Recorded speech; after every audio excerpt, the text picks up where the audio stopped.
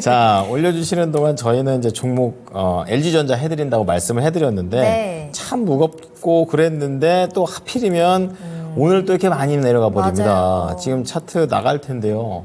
4.7%나 밀려가지고 최근에 이렇게 하단을 아예 깨버리고 내려가 버렸어요. 네. 그래가지고 95,000원에 내려갔는데 사셨던 가격이 11만 8,400원입니다. 사신 가격도 높네요. 11만 8,400원이면 꽤 이제 들고 계신 거거든요. 그러네요. 12%의 비중을 들고 계시는데 지금 거의 한 20% 가깝게 하락이 그러니까 손실이 나버린 그런 상황이죠.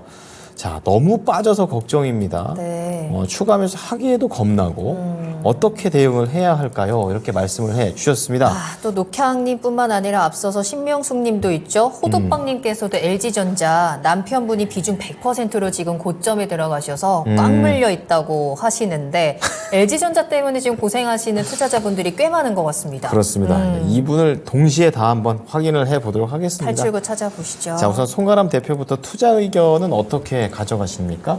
지금 LG전자 같은 경우에는 실적 발표가 안 좋게 나오고 보유 매도만 짧게. 일단은 보유할지 매도할지 저는 매도 의견 드리겠습니다. 매도하겠습니다. 박철순 이사께서는요? 일단 보유입니다. 일단 보여. 그 일단 빼지 못하게 좀 알겠습니다. 언제쯤 그 일단이 사라질까? 그러게 말입니다. 자, 그러면 송가람 대표부터 LG전자 어쨌든 매도 의견을 주셨는데 좀 네. 자세한 근거 좀 전해 주시죠. 지금 뭐 오늘 LG전자 같은 경우에는 흐름이 안 좋았죠. 실적 발표가 안 좋게 나오면서 거래 대금도 상당히 많이 나왔습니다. 지금 기술적인 흐름만 먼저 살펴본다라고 한다면 지금의 이 상황 속에서는 추가 하락까지도 어느 정도 고려해야 되는 상황이다라고 볼 수가 있을 텐데요.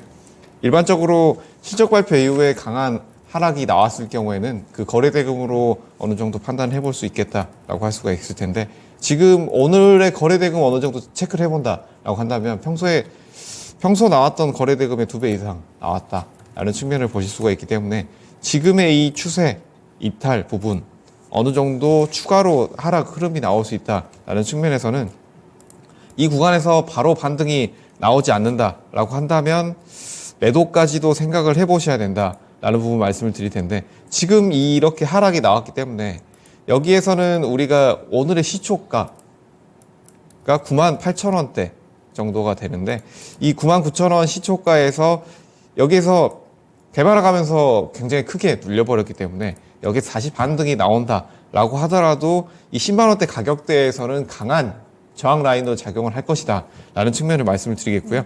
여기가 장기 횡보 라인이면서 지지 라인인데 이 지지 라인을 강한 거래량으로 깨버렸다라는 측면에서는 지금은 추가 하락까지도 어느 정도 고려를 해봐야 된다라는 점 말씀을 드리겠고요.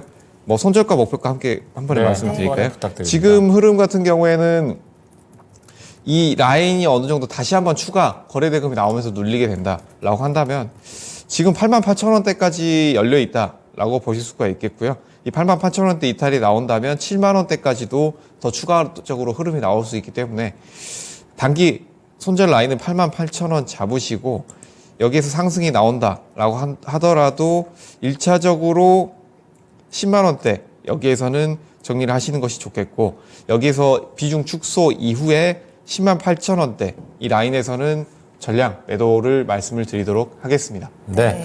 자, 비중 축소한 다음에 좀 파는 방향으로 좀 말씀을 해 주셨고요. 자, 그리고 박철순 이사께서는 보유. 일단 보유. 네, 어떻게 네. 들어볼까요? 일단 보유면 보유인데 일단이 붙으면 이게 별로 좋은 약간 뉘앙스가 아니죠. 네, 애매한 부분들이 좀 리스크 요인이 있다라고 보시면 될 것 같은데 일단은 이게 실적만 보면은 역대 최대 실적이거든요, LG전자가. 그래서 이런 기업이 왜 이렇게 빠지나라고 생각하실 수는 있는데 지금 4분기 실적에 대한 어떤 우려감이 섞인 증권가의 리포트가 좀 나왔던 게 좀 아쉬웠던 것 같은데 그거 하나만으로 밀린 건 아닙니다. 일단 4분기 실적에 대한 어떤 예측의 영역에서는 사실 기관들이라든지 외국인들은 이미 알고 있었던 사실이고 4분기 실적이 좀 부진할 것 같은데 이미 그래도 최근 들어서 우리가 매집했을 때 평균 매수가보다 훨씬 더 많이 올라온 상태이기 때문에 연말을 앞두고 수익을 확정짓기 위한 매물이 나올 수 있는 구간이었다고 보시면 될 것 같아요. 실제로 지금 투자자별 매매 동향을 보시면 아시겠지만 이거는 뭐 무서워서 갖고 있을 수가 없었어요. 왜냐하면 지금 기관들과 외국인들이 22일부터 시작해서 계속 팔았거든요, 거의. 뭐 중간에 외국인이 샀던 거 뭐 9,000주 이거 뭐 신경 쓸 필요도 없는 거죠. 그 전에 막 10만 주씩 던졌는데 특히나 연기금들이 비중을 굉장히 많이 줄이고 있습니다. 어떻게 보면 가장 뚝심 있는 수급 중에 하나인데 연기금이 오늘 같은 경우도 41만 주 이상 던졌기 때문에 일단은 기관들은 차익 실현을 시작을 했고 이미 마무리 단계에 온 것 같습니다. 이 정도 많이 던졌다면 다만 일단은 기대감은 하나 말씀드리자면 요거는 이제 조정 마무리되면 이제 들어갈 타이밍이 나옵니다. 신규 매수 관점에서는. 왜냐하면 앞으로 좋아질 건 많거든요. 4분기에는 사실 비용이 좀 발생한 것들이 있었고, 그 다음에 지금 뭐 TV라든지 고부가 가치 제품들이 조금 수요가 좀 덜했어요.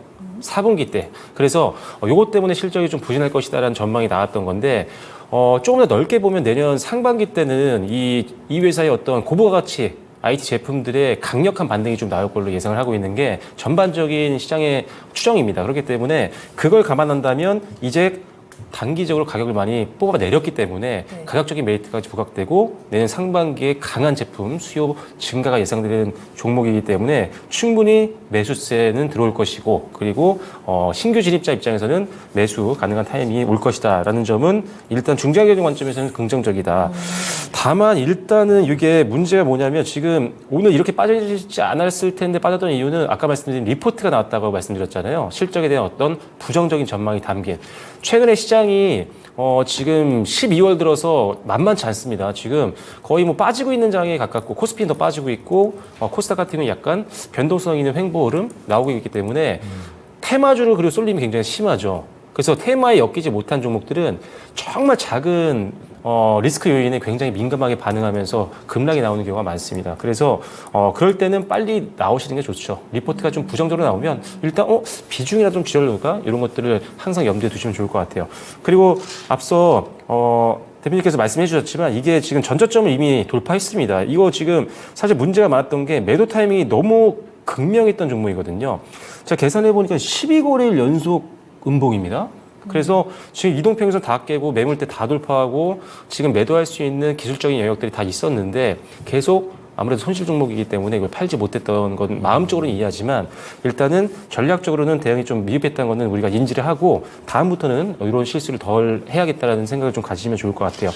일단 저는 이 종목 내일 시간 외에선 그렇게 많이 밀리진 않았거든요. 0.42% 밀렸기 때문에 단기 반등 한번 제발 나왔으면 좋겠습니다. 개인적으로는 과대 낙폭이라고 보고 있기 때문에. 다만 지금 지지선이 무너진 상태이기 때문에 추가 하락 염려는 충분히 있습니다. 그래서 저는 내일 일정에 밀린다면 저는 일단은 현금화입니다. 하지만 일단 보이는 한 이유는 내일 과대 낙폭에 따른 저가 매수세가 들어오면서 반등이 나온다고 한다면 저는 좀 중장기적인 관점에서 10만 8천 원까지 보고 있습니다. 이거 분명히 길게 끌고 가면 내년 상반기에는 도달 가능한 아주 보수적인 가격이라고 보고 있거든요.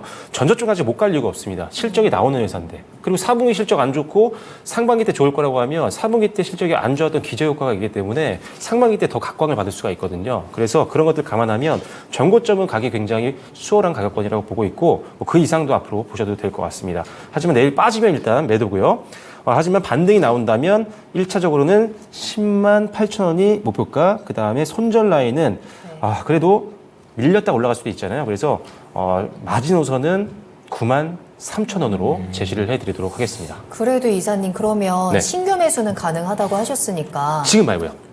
조금 더 빠지 조정이 마무리되면. 조정이 마무리되면 그럼 지금 추가 매수는 안 되는 네, 거네요. 일단은 지금 추가 매수도 마찬가지인 게 신규 매수를 항상 동일하게 생각을 하셔야 돼요. 이게 결국은 추가 매수건 신규 매수건 저점에서 사는 게 좋은 거잖아요. 그렇죠. 그리고 사고 나서 더 내려가면 손실은 더 커지는 거예요. 이게 추가 매수하면은 손실률은 줄어들기 때문에 마치 내가 이제 조금만 올라가면 될 것 같다라고 생각해서 손실량을 잊게 되거든요.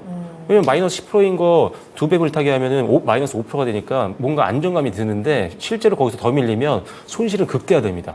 그렇기 때문에 항상 반등 나오는 거 눈으로 보고 들어가도 절대 늦지 않습니다. 최바닥에서 잡는 거는 쉽지 않아요. 누구나 할 수 있는 게 아닙니다. 기관도 못합니다, 이거는. 그렇기 때문에 항상 눈으로 여러분들이 양봉 좀 나오고 그리고 추세 전환이 확실히 나오면서 내가 보고 봤을 때 외국인이나 기관들과 같은 대량 자금을 매매하는 주요 수급들의 어떤 매수 전환까지 나오면 그때가 아주 안정적으로 들어가기 좋은 매수 타이밍이 되겠죠. 그래서 지금 던지고 있는 외국인들과 기관들 순매수 들어오면서 실제 차트도 돌아설 때가 추가 매수 또는 신규 매수 타이밍이라고 보시면 될 것 같습니다. 네, 자 우리 녹향님의 LG전자 비교적 조금은 좀 보수적인 관점들이 많이 나왔습니다. 두 분의 의견을 정리해 드리겠습니다.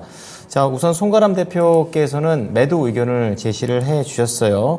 우선 목표가는 10만 8천 원에 손절가 8만 8천 원 잡아주셨고, 박철순 이사 같은 경우에도 우선 보유라고는 써놨지만 내일 만약에 반등이 없었을 때는 역시 매도 쪽에 조금 더 무게를 잡아보시자라고 좀 권유를 해드렸고, 목표가는 같습니다. 10만 8천 원, 그리고 손절가 조금 더 타이트하게 9만 3천 원 제시하겠습니다.